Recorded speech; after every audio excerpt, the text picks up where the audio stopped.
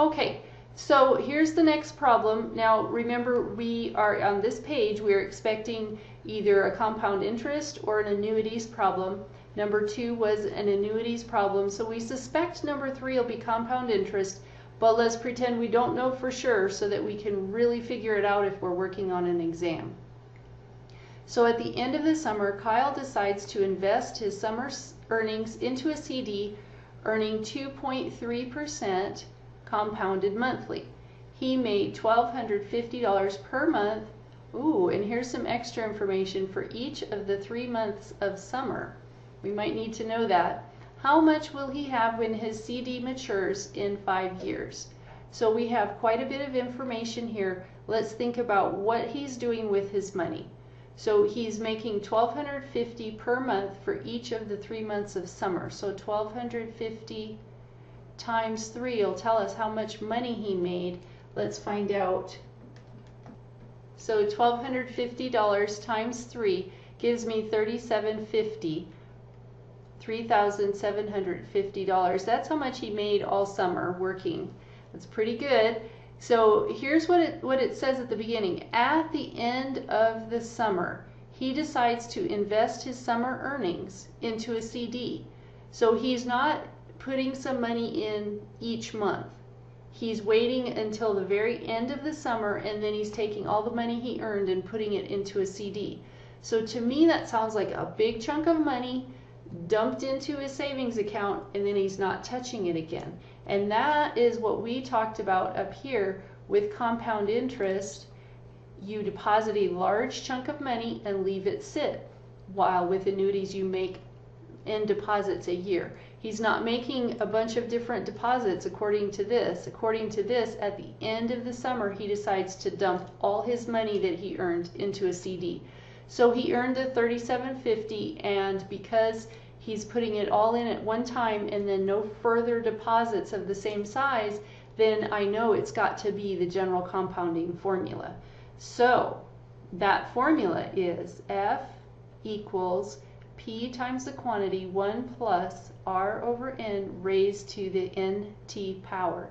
So when I'm looking at this formula, there are several things I need. I know for starters that my P is my principal, my starting value, and that's going to be the amount of money he earned in the summer.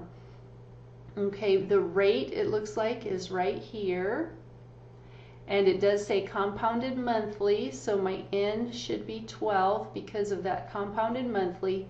And then the T, it looks like 5 years, so T equals 5. So let's plug all those values in. So I have F equals, P is going to be $3,750 times the quantity 1 plus R. R is going to be 0.023. I need to divide by 100, not just move to the start of the digits, and divided by 12 for my N, raised to the 12 for the N again, and then 5 for the T.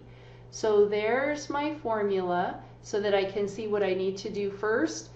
Remember, we always want to figure out what the exponent is going to be. And I know 12 times 5, I happen to know that one, but if you don't, you can do it on your calculator and then just write that 60 right above it.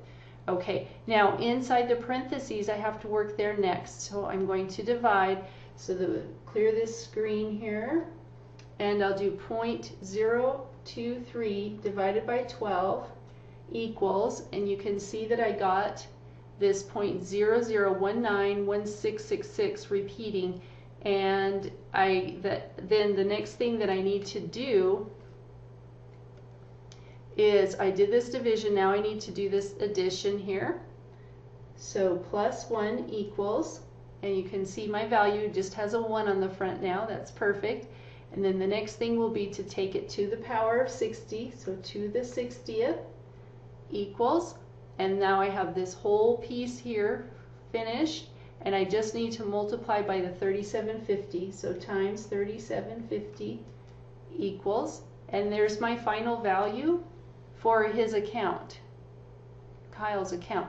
So Kyle has, at the end of his deposit period, which was 5 years, he has $4,206.56.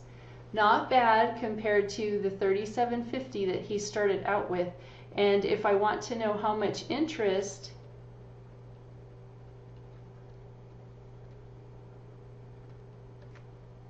did he earn,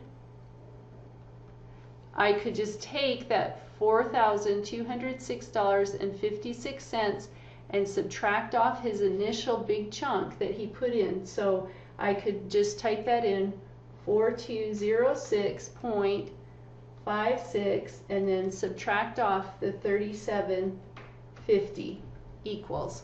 And so I end up with the dollar value for the interest that he earned, which is $456.56. Not bad.